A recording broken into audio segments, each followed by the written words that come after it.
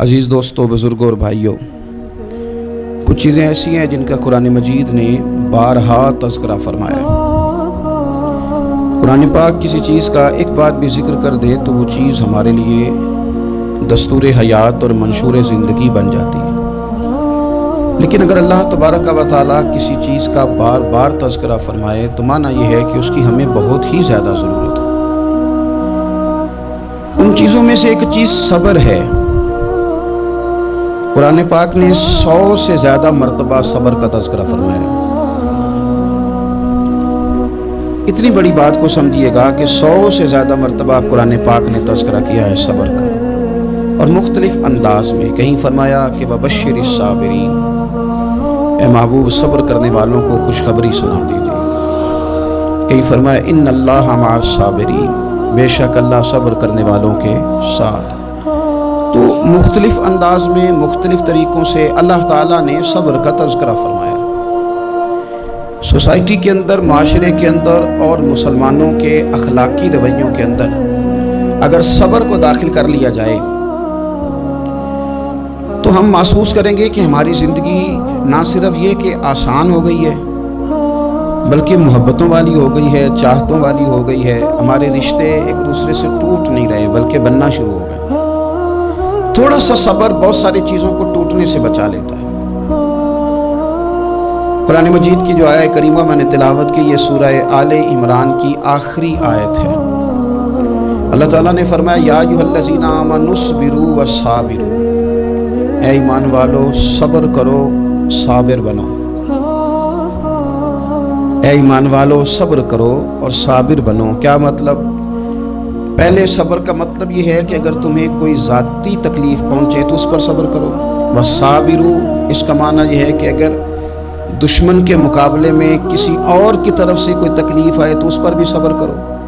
پھر فرمایا ورابطوا، اور ہمیشہ کمر بستہ رہو، اسلامی سرحدوں کے پہرے دار رہو۔ واتقوا اللہ، اللہ سے ڈرتے رہو۔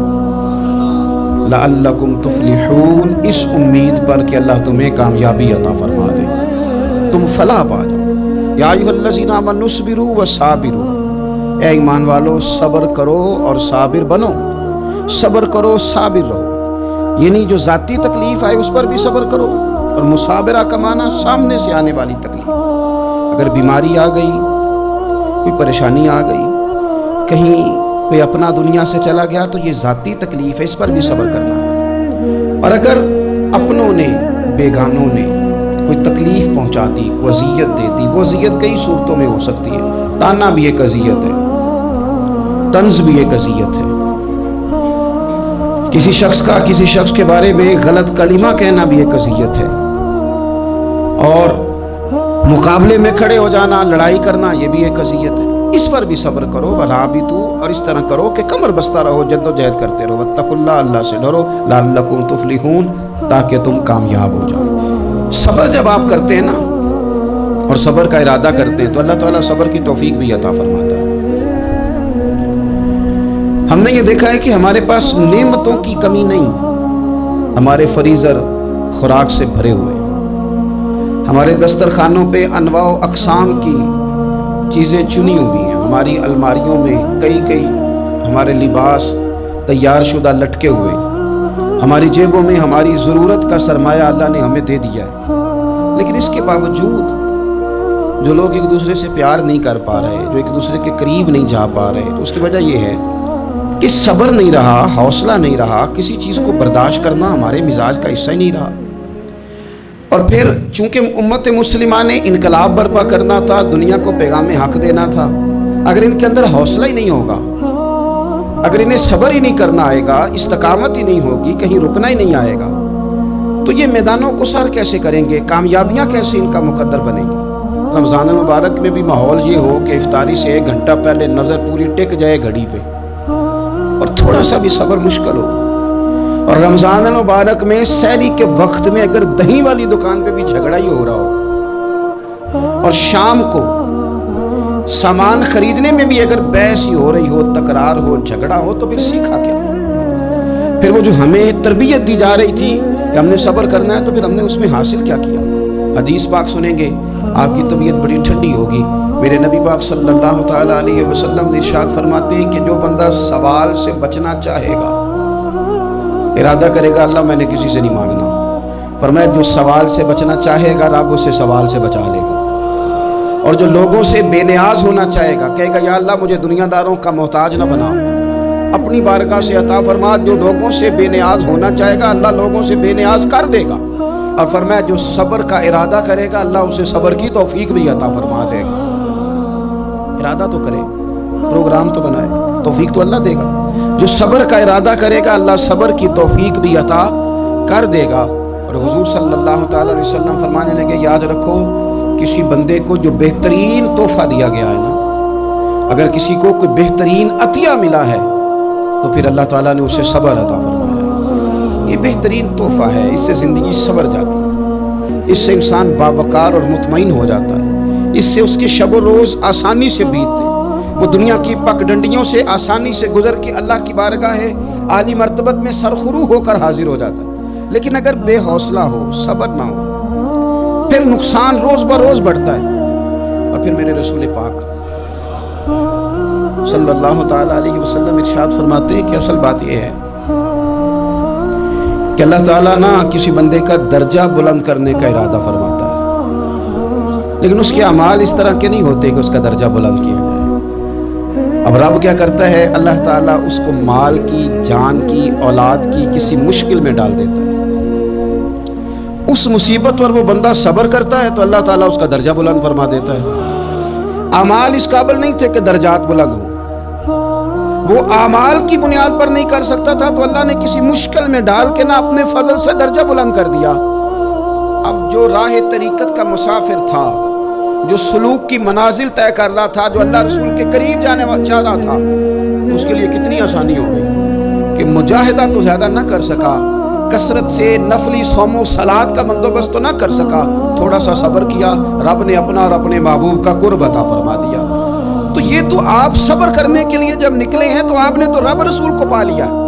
یہ صبر تو وہ والا سفر ہے جس کی جو منزل ہے وہ اللہ رسول کا قرب ہے۔ ہم لوگ تھوڑی تھوڑی باتوں میں حوصلہ ہار جاتے ہیں، صبر چھوڑ جاتے ہیں، پریشانی بڑھ جاتی ہے، پتہ نہیں ایسے محسوس ہوتا ہے کہ جیسے یہی بندہ دنیا کا سب سے دکھی بندہ ہے۔ تو ایک تو یہ کہ ذاتی حیثیت سے صبر کرے، ایک یہ کہ پھر دشمن کا جب مقابلہ ہو، آمن نصبرو و صابرو، آپ کا جب مقابلہ سامنے کسی کے ساتھ ہو تو پھر تیر، تلواریں، اسلحہ، بندوقیں یہ نہیں زیادہ لڑتی، میدانوں میں حوصلے لڑتے ہیں، میدانوں میں صبر لڑتا ہے، میدانوں کے اندر توانائیاں لڑتی ہیں۔ میدان کربلا کے اندر کوئی مقابلہ نہیں تھا تیر کا تیر کے ساتھ، تلوار کا تلوار کے ساتھ کوئی مقابلہ نہیں۔ میدان کربلا کے اندر ظلم کا صبر سے مقابلہ تھا۔ فتح کے ڈنکے یزید نے بجائے تھے، جشن ابن زیاد نے منایا تھا، لیکن قیامت تک اللہ نے جو فتح عطا فرمائی ہے تو وہ حسین ابن علی کے صبر کو عطا فرمائی، سیدنا امام علی مقام کے صبر کو ملی۔ عزیز بھائی، صبر ہی ہمیشہ فاتح ہوتا ہے، صبر ہی جیتا کرتا ہے، صبر ہی کامیابیاں دیتا ہے، نتیجے صبر کے نکلتے ہیں، صبر کے حوصلے کے نتیجے ہوتے ہیں۔ ہماری جلد بازی ہمیں شکست خوردہ کر دے گی، ہمارا حوصلہ نہ ہونا ہمیں ہرا دے گا، ہم کمزور پڑ جائیں گے اگر ہم بے حوصلہ ہو جائیں گے۔ سنو میرے نبی پاک علیہ السلام نے تربیت کی، حضور اپنی امت کو درس دیتے ہیں، حضور فرماتے ہیں پہلے تو کوشش ہی نہ کرو کہ تمہاری دشمن سے لڑائی ہو، اس چکر میں ہی نہ پڑو کہ لڑائی ہو۔ مسلمان امن والے ہیں، یہ پرامن لوگ ہیں، یہ امن پسند ہیں، یہ داعیے امن ہیں، یہ معاشرے میں مومن ہونا امن کی علامت ہے۔ فرمایا پہلے تو یہ پروگرام ہی نہ بناؤ کہ تمہاری لڑائی ہو، اور فرمایا پھر اگر ہو جائے نا تو پھر صبر کے ساتھ مقابلہ کرو، پھر ڈٹ کے مقابلہ کرو، اور پھر یاد رکھو یہ جو جنت ہے یہ تلواروں کے سائے میں ہے، جنت تلواروں کے سائے میں تمہیں ملے گی۔ پھر ڈٹنا سیکھو۔ پہلے تو بات یہ کہ تم یہ ارادہ ہی نہ کرو لڑائی، اور اگر کبھی ہو جائے لوگوں کو بتاؤ کہ ہیں ہم پرامن لوگ، پر دین کے لیے کھڑا ہونا ہو تو پھر ہم سے زیادہ کسی کو کھڑا بھی نہیں ہونا آتا، پھر ہم سے زیادہ کسی کے پاس طاقت بھی نہیں۔ حضرت مولا علی شیر خدا رضی اللہ تعالیٰ عنہ کے زمانے میں کفر کے ساتھ ایک جنگ ہو رہی تھی، تو کافروں نے نا جاسوس بھیجے کہ یار پتہ تو کرو مسلمانوں کی تیاری کس طرح کی ہے۔ تو جاسوس واپس جا کے کہنے لگا سمجھ کوئی نہیں آئی ان کی، وہ تو راہب قسم کے لوگ ہیں, صوفی قسم کے لوگ ہیں, وہ تو کٹے ہوئے ہیں دنیا سے, مصلوں پہ بیٹھ جاتے ہیں, رات کو تو لگتا ہے دنیا سے تعلق ہی کوئی نہیں, لیکن سویرے اٹھ کے میدان میں تلوار لے کے نکلتے ہیں تو لگتا ہے ان سے بڑا مجاہد ہی کوئی نہیں. یہ عجیب لوگ ہیں کہ رات کو مصلے پہ بیٹھے تو لگتا ہے کٹ گئے دنیا. یہ صوفی لوگ ہیں, درویش ہیں. یہی مسلمان کی شان ہے. او ہلکا یاراں تو برے شم کی طرح نرم, ریس میں حق و باطل ہو تو فولاد ہے مومن. ادھر آ ستمگر ہنر آزمائے, تو تیر آزما ہم جگر آزمائے. ہم تجھے اپنا حوصلہ بتاتے ہیں کتنا, دیکھ ہمارے حوصلے سے ٹکرا کے دیکھ یہ کتنا طاقتور اور مضبوط ہے. تو عزیز بھائی, اگر زندگی میں آپ کو صبر کرنا آ گیا, میں بڑے دنوں سے یہ عنوانات بیان کر رہا ہوں, اور آج تو خصوصی طور پر رمضان شریف کے اس جمعے میں میں اپیل کرنا چاہتا ہوں آپ سے کہ کمزور باتیں کرنی چھوڑ دیں, مایوسی کے جملے اپنی زندگی سے نکال دیں. ہم مسلمان ہیں. آپ بیمار ہو گئے ہیں تو یہ بھی خدا کا فضل ہے, گناہ معاف ہوں گے. اگر اللہ تعالیٰ نے فقیر بنا دیا, غریبی آ گئی ہے تو یہ بھی فضل ہے, امیروں سے پہلے جنت میں جائیں گے. اگر اللہ تبارک و تعالیٰ نے کسی جگہ آپ کو مکان نہیں دیا اور دوسرے کو دے دیا ہے تو آپ وہ لوگ ہیں جو عظیم سنت ادا کر رہے ہیں سیدنا بلال حبشی کی. اگر کسی جگہ کوئی کمزوری آ گئی ہے, کوئی پیچھے رہ گئے ہیں تو یہ خدا کا فضل ہے. اللہ تعالیٰ نے چاہا ہمارے لیے جو فیصلہ تو ہم اس پہ راضی ہیں, لیکن اپنی زندگی اور شکوے اتنے بڑھا لیے, ہم نے اتنے بڑھا لیے کہ لوگوں سے شکوے کرتے کرتے رب رسول سے بھی شروع کر دیے. غلام بھی کبھی شکوہ کرتا ہے, آقا کا بھی شکوہ ہوتا ہے, بندہ بھی کبھی شکوہ کرتا ہے, رب کا بھی شکوہ ہوتا ہے, یہ بھی کبھی ہوتا ہے. آپ نہ مانے پر یہ شکوہ ہے کہ میں بڑے ڈاکٹروں کے پاس گیا ہوں اور آرام نہیں آیا. نہ مانے پر یہ شکوہ ہے میں نے کبھی کسی کو ستایا تو نہیں پر میرے حالات نہیں ٹھیک ہوتے. آپ نہ مانے پر یہ شکوہ ہے کہ فلانے کے پاس دولت زیادہ ہے, اس نے پتہ نہیں وہ آگے نکل گیا اور میں پیچھے رہ گیا. نہ مانے پر یہ شکوہ ہے. کس سے کر رہے ہو؟ رب رسول سے. او آس بولے تے دی مہربانی اساں تے لاڑ ہی لڑاونے. کس سے شکوہ کر رہے ہو؟ خدا کے بندو, غلام غلامی کرتے ہیں, شکوے کرتے ہیں کوئی. حضرت ام سلمہ رضی اللہ تعالیٰ عنہ, شوہر کا نام ہے ابو سلمہ, بیٹے کا نام ہے سلمہ. کہتی ہیں میں, میرا شوہر, میرا بیٹا, تینوں, چھوٹا بیٹا میرا, ہم نکلے مکہ مکرمہ سے مدینہ طیبہ جانے کے لیے. ایک کی بیٹا ہے, خاندان جمع ہے, شوہر کی گود میں بیٹا, اونٹ کے پیچھے میں. فرماتی ہیں مدینے کی سرحد آ گئی تو میرے میکے والے آ گئے. کہنے لگے ابو سلمہ نہیں لے جانے دیں گے مدینے اپنی بیٹی کو. میں نے کہا میں مسلمان ہوں, میں تو اپنے شوہر کے ساتھ مدینے جاؤں گی. انہوں نے کہا نہیں جا سکتی, تو نے جانا ہے تو جا, ہماری بیٹی نہیں جائے گی. زبردستی مجھ سے انہوں نے مجھے میرے شوہر سے الگ کیا. کہتی ہیں پھر میرے شوہر کے قبیلے والے آ گئے. وہ کہنے لگے اگر تم اپنی بیٹی کو نہیں نہ جانے دیتے تو یہ جو ہمارا پوتا ہے یہ ہماری نسل ہے, تمہارا نہیں, اسے ہم نہیں جانے دیں گے. وہ بچہ اپنی طرف کھینچتے تھے, میں اپنی طرف کھینچتی تھی. مدینے کی سرحد پہ یہ جھگڑا زمین کے لیے نہیں ہو رہا, مکان کے لیے نہیں ہو رہا, حضور کے مدینے جانے کے لیے ہو رہا, حضور کے مدینے جانے کے لیے ہو رہا, مدینے جانے کے لیے ہو رہا. لنگ کئی مہینے تے برس گئے تے تیری دید نو دیدے ہی ترس گئے. انہوں نے بچہ کھینچا, میں نے اپنی طرف کھینچا, میرے بچے کا بازو اتر گیا. فرماتی ہیں میرے شوہر مدینے چلے گئے, بیٹا میرا میرے سسرال والے لے گئے, مجھے میکے والے لے گئے. آج بھی کچھ سیانے بندے کہتے ہیں اس کو نکال دو اور بچے چھین لو. ان کا بھی خیال تھا کہ بیٹا لے جائیں گے نا تو ابو سلمہ بھی مدینے سے واپس آ جائے گا, یہ بھی واپس آ جائے گا. اور یار اتنا بڑا بھی ظالم کوئی نہیں ہوگا جو ماں باپ سے بچے جدا کرے. فرماتی ہیں کہ وہ لے گئے چھین کے, میں میکے چلی گئی. لوگ روٹی کھاتے تھے, میرے حلق سے نہیں گزرتی تھی. زمانہ سویا کرتا تھا, میں سو نہیں پاتی تھی. بیٹا کہاں, شوہر کہاں, میں کہاں. ام سلمہ کتنی دیر تکلیف کاٹی. جناب ام سلمہ کہنے لگی لوگوں 1-2 دن نہیں پورا سال بیت گیا, پورا سال. پر جے سونا ہی میرے دکھ وچ راضی, جے سونا ہی مارو مارو مینوں مار مکاؤ, میں کوئی عذر نہ پیش لے آواں, او جے سونا ہی میرے دکھ وچ راضی, پھر سکھ نو چلے ڈاواں. فرمایا سال بیت گیا.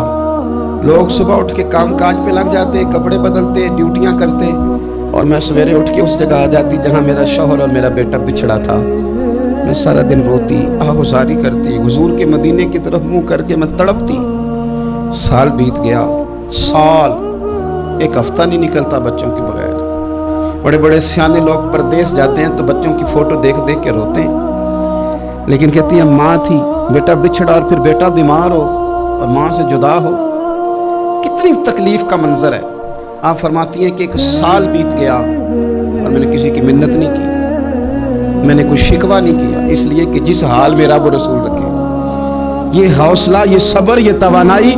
एक साल के बाद मेरे चचा का बेटा मेरे पास से गुजरा, तड़पते देख कर कहने लगा मेरी बहन तू सारा दिन रोती रहती है। तो मैंने कहा भाई तुम्हें क्या बताऊं, इसका शौहर चला जाए, बेटा जुदा हो जाए, वो क्या करेगी। फरमाते उसने जाके मेरे बाप से, अपने वालिद से, मेरे खानदान वालों से कहा इसकी सजा कब खत्म होगी। इस गरीबनी का कसूर ये है कि ये मदीने वाले का कलमा पढ़ती है, इसकी गलती ये है कि ये मुसलमान हो गई है, दीन हक कबूल कर लिया, क्यों नहीं तुम ख्याल करते। कहते उनके दिल नरम हुए, वो रजामंद हुए मुझे मदीने जाने, और उसने कोशिश की मेरे ससुराल पैगाम भेजे, कब बस करो, और बच्चा तो चिड़िया का जुदा हो जाए तो वह तड़पा करती है, और तुमने एक जीती जागती माँ का बेटा जुदा किया है। वो भी नरम हुए, रब ने असबाब बनाए, मेरा बेटा मुझे मिला।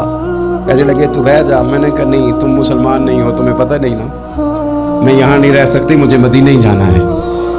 अकेली इतना सफर, जंगलों का रास्ता, पहाड़ी रास्ता तय कर लोगी। मैंने कहा मैं कर लूंगी। जिन्हों वेख के ठर दियां अखियां ने तो जिन्हों वेख के ठर दा सीना है। रब्बा तेरी सारी खुदाई च एक की ते शहर मदीना है। कहती मैं ऊँट पे बैठी, बेटा मैंने गोद में बिठा लिया, मैं सफर करने लगी, पर दिल में खटका था कि इतना लंबा सफर, बेटा छोटा है, कैसे करूंगी। कहते मुझे उस्मान बिन तला मिल गए, कहने लगे कहाँ जा रही हो बहन। मैंने कहा मदीने। कहने अकेले जाओगी। मैंने कहा जाना तो है ना, कोई साथ चले न चले पर शहर रसूल तो जाना है ना। आप फरमाती है मैंने उस्मान बिन तलहा से नेक बंदा कोई नहीं देखा, मेरे ऊँट की लगाम थाम ली। जब मुझे ऊँट पे बिठाते थे ना, ऊँट बिठा के चले जाते थे, मैं बैठ जाती थी तो आके लगाम थामते। जब कहीं मुझे उतारते थे तो ऊँट बिठा के चले जाते थे, मैं उतर जाती थी तो ऊँट को बांधते थे। सोना होता था तो ऊँट बिठा देते, मैं उतर जाती, वो दूर जाके लेट जाते। फरमाती थी फिर मेरे लिए मेरे रब ने असबाब पैदा किए और मैं मदीना पहुंची, मैं शौहर से मिली, और लोगों मेरे नसीब देखो, मैं रहने कहाँ लगी, हुजूर के मदीने में, शहर रसूल में, शहर रह पाए नजर होश में आ, ये कुव्वे नबी है। मैं हुजूर के हरम की जमीन और कदम रख के चलना, अरे सर का मौका है ओ जाने वाले, मदीने के खित्ते खुदा तुझको रखे, गरीबों फकीरों के ठहराने वाले। कहती है मैं वहां बसने लगी।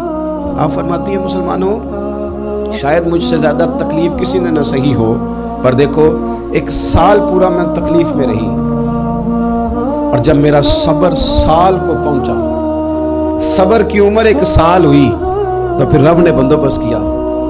फिर मेरे घर वाले भी नरम हो गए, ससुराल वाले भी नरम हो गए, रब ने मेरे आने जाने के लिए एक बंदे का बंदोबस्त भी फरमा दिया। फिर मेरा शौहर तक भी मैं पहुंच गई, मुझे मदीना तो रसूल भी नसीब हुआ। एक साल मैंने सब्र किया था, रब ने मुझे मुस्तकिल मदीने का ठिकाना अता फरमा दिया।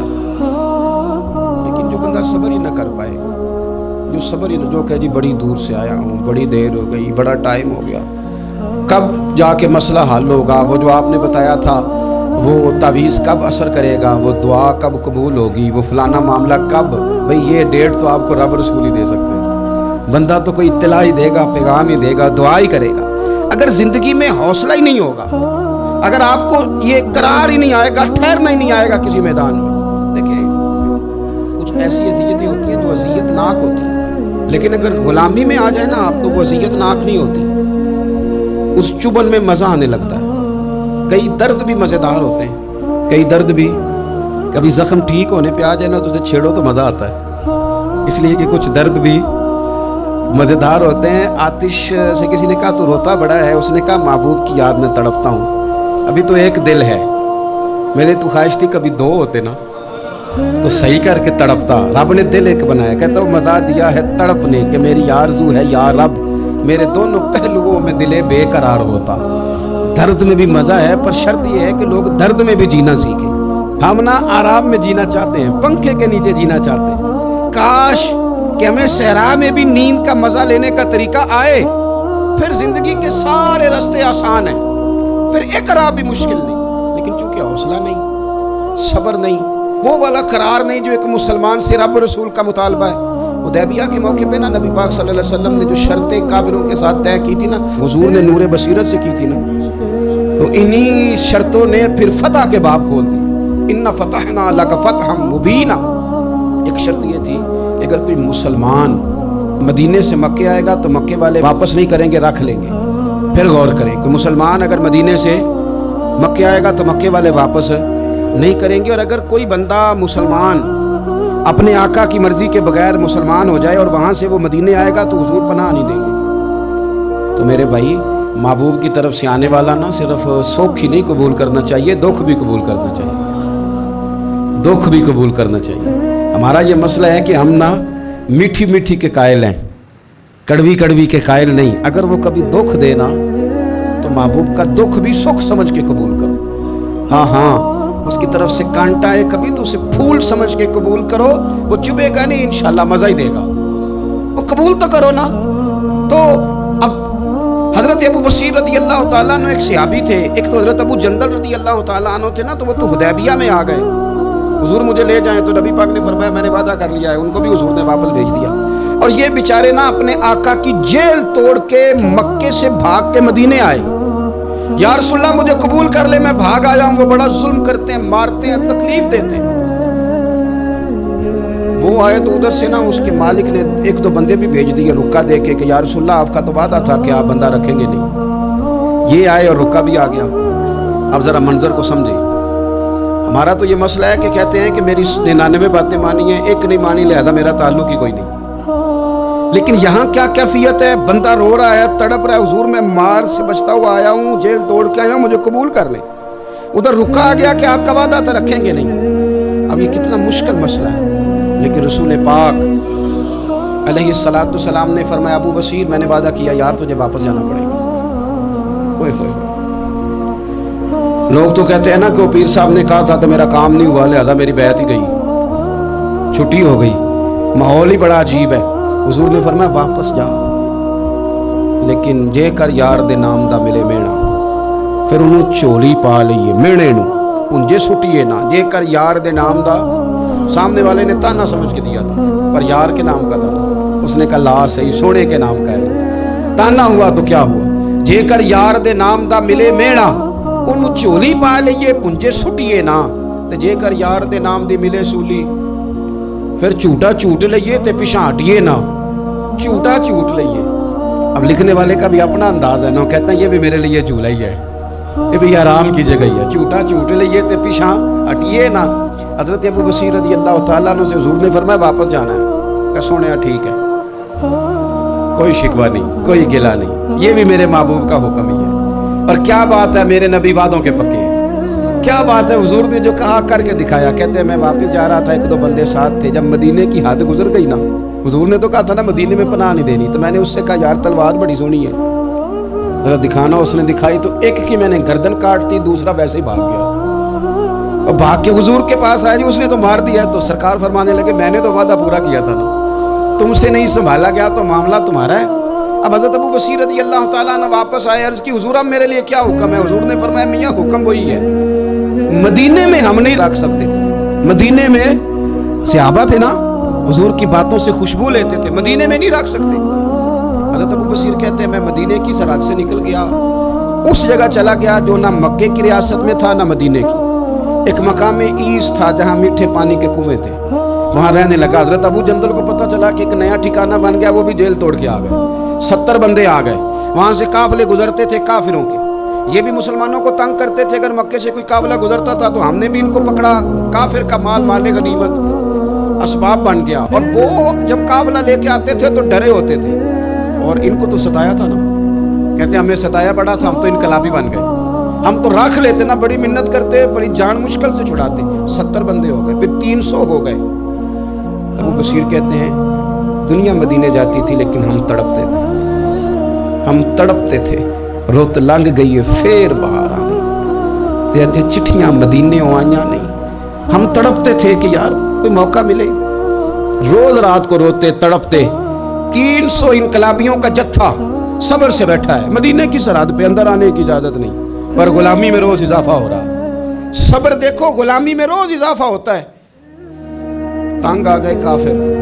पहले बड़ी डींगे मारते थे कि देखो हमने कैसी शर्त मनवाई है, कैसी शर्त मनवाई है कि उनका बंदा आएगा तो हम वापस नहीं करेंगे, हमारा जाएगा तो उन्हें करना पड़ेगा। फिर इतने तंग आए कि खुद आके कहने लगे हुजूर मेहरबानी करें, ये शर्त तो ख़त्म करें और इन 300 को तो मदीने बुलाएं, मेहरबानी फरमाएं। हुजूर बड़े खुश हुए। आज गुलामों के नाम पैगाम लिखा, गुलामों के नाम पैगाम लिखा, चिट्ठी लिखी हुजूर ने। चिट्ठी किस चीज़ की लिखी? आ जाओ यार मदीने आ जाओ। चिट्ठी आई मदीने आने के लिए। हज़रत अबू बशीर के नाम चिट्ठी गई, आ जा यार मदीने, आ जा तेरे नाम पैगाम सबा लाई है सरकार नबी से, और आया है बुलावा मुझे दरबार नबी से। पैगाम आया। हज़रत अबू बशीर इतने बीमार थे कि नज़ा का आलम था, लेकिन उस आलम में भी इंतज़ार था। उस आखिरी वेले अखियाँ मेरियाँ रात तकनाए तेरा, तेरा ते सजना कुछ भी नहीं जाना, जे पा जावे एक फेरा, ते सिर मेरे ते आन खलोवे ते फिर पर्दा रह जाई मेरा, सौखा निकले साब ज़हूरी, ये वेख लवे मुख तेरा। हज़रत अबू बशीर को ना वो रुका गया, हुजूर की चिट्ठी गई तो यूं चिट्ठी पड़ी। हुजूर ने फरमाया आ जाना, रास्ता खुल गया है, तू आ जा। खुल गया रास्ता। दुआ फरमाओ मदीने के रास्ते खुल जाए, करो ना यार दुआ मदीने के रास्ते खुल जाए। कुछ ऐसे हैं जिन्होंने सारे दुख सुनाने ही मदीने जाके होते, कुछ लोग ऐसे हैं जिनके दिल और कलेजे फटने को आते। दुआ करो रास्ते खुल जाए। हुजूर ने फरमाया आ जा, तेरा राह खुल गया। हज़रत अबू जंदल कहते मैं सराहने खड़ा था, हज़रत अबू बशीर के खत पढ़ा, मुस्कुराए, इशारे से कहने कि देख मेरे नबी का खत आया, हुजूर की चिट्ठी मेरे नाम आई है, पढ़ना। तो मैंने भी पढ़ी, पहले रोए फिर कलमा पढ़ा, फिर मेरा हाथ थामा, रूह ही परवाज कर गई। हमेशा के लिए, हमेशा के लिए। वो ज़ाहिरी जिस्म के साथ तो मदीने ना पहुंचे, पर कब्र में गए तो मदीने वाले की ज़ियारत नसीब हो, कब्र में हुजूर की ज़ियारत नसीब हो गई। कब्र में हज़रत अबू जंदल कहता है मैंने जनाजा पढ़ा और उसी मकाम पे जहाँ उन्होंने इंतज़ार किया था ना, वो मकाम में इंतज़ार उनका मज़ार बना, मज़ार के साथ मस्जिद बनी, मस्जिद का नाम मस्जिद अबू बशीर रखा गया। उन्होंने उस इंतज़ार में जान दे दी, पर सब्र किया, शिकवा नहीं किया। यारो इतनी शिकायतें, इतनी शिकायतें, इतने शिकवे। एक बात मेरा और करने को दिल कर रहा है। एक सहाबी थे हज़रत आसिम बिन साबित रज़ी अल्लाह ताला, जंगे उहद में ना हुजूर के हाथ पे मौत की बैत की, जंगे उहद में बैत की, सोने तेरे नाम पे मरना, डट के लड़े। सलाफा बिन साद के 2 बेटे बदर में कत्ल किए इन्होंने। उसने कसम खाई कि माज़ अल्लाह मैं इनका सर मंगा के तो इनकी खोपड़ी में शराब पीऊंगी। सलाफा बिन साद ने ये कसम खाई कि मेरे 2 बेटे कत्ल किए, मैं इनकी खोपड़ी में शराब पीऊंगी माज़ अल्लाह। एक कबीला गजील था, उन्होंने उहद के बाद हुजूर से कहा कुछ कारी हमें दे दें, हमने कुरान सीखना है। तो नबी पाक ने कुछ बंदे भेजे, तो आसिम बिन साबित को भी भेजा, लेकिन उन्होंने धोखा किया, वहाँ जाके इनको गिरफ्तार कर लिया। जब गिरफ्तार करके मक्के वालों के हाथ बेचने लगे तो हज़रत आसिम बिन साबित ने तलवार निकाल ली, फरमाने लगे मैं काफिर का कैदी होके जीने से बेहतर है शहादत की मौत मर जाऊं। काफिरों का कैदी लड़े और फरमाने लगे मेरे कमान में तीर बाकी है, मैं लड़ूंगा और इतना लड़ूंगा कि तुम्हें पता चलेगा मुझे लड़ना आता है। और फरमाया मैं सब्र करूंगा और सब्र करके दिखाऊंगा, मैं डटूंगा और तुम्हें डट के, अकेला बंदा मैदान में डट गया, अकेला। जब तीर खत्म हो गए तो फिर नेज़ा निकाल। ये बात आपको इसलिए समझा रहा हूं कि कुछ लोग कहते हैं जी मैं अकेला क्या करूं, तो ये आखिर में याद रखें कि सब्र आपने करना है चाहे अकेले भी रह जाए, हौसला करना है चाहे अकेले भी रह जाएं। अकेले लड़े, तीर खत्म हो गए तो नेज़ा निकाल लिया, खूब लड़े। अब उसने कसम खाई थी कि मैंने इनकी खोपड़ी में माज़अल्लाह खोपड़ी मंगानी है, सार मंगाना है। और ये जो ले जा रहे थे धोखे के साथ, ये भी बेचने ले जा रहे थे। तो जब थक गए ना और चारों जानिब से जिस्म में तीर पे वस्त हो गए तो दुआ मांगी। अकेला बंदा और सब्र का मकाम, दुआ मांगी, कहा अल्लाह मैंने आखिरी दम तक तेरे दीन की हिफाजत की है, अब तू मेरे जिस्म की हिफाजत करना। इनके हथे ना चढ़ जाए मेरा जिस्म। हज़रत आसिम बिन साबित रज़ी अल्लाह तआला अन्हु शहीद हो गए। काफिर करीब गए जिस्म पकड़ने के लिए, गिरफ्तार करने के लिए, सर काटने के लिए, तो शहद की मक्खियां आ गई, पूरे जिस्म पे कब्जा कर लिया। करीब जाते तो मक्खियां लड़ती, कहने लगे पीछे हट जाओ, शाम होगी ना तोड़ जाएंगी, फिर हम सर काट लेंगे। शाम तक चारों जाने बैठे रहे, ना कोई हवा आई, ना कोई बादल बरसा, نہ کوئی طوفان آیا. شام کو انہوں نے اٹھانا تھا, ایک ریلا آیا پانی کا اور جناب عاصم بن ثابت کی لاش مبارک کو بہا کے لے گیا. میرے رب نے اس میدان میں بھی یہ بتلایا کہ جو صبر کرے نا, رب اس کے جسم کی بھی حفاظت فرمایا کرتا ہے, کہ جسموں تک کی آخری دم تک اللہ کی مدد ان کے سامنے حال رہتی. ربنا افرغ علینا صبرا وثبت اقدامنا فانصرنا علی القوم الکافرین. آخر دعوایا ان الحمدللہ رب العالمین.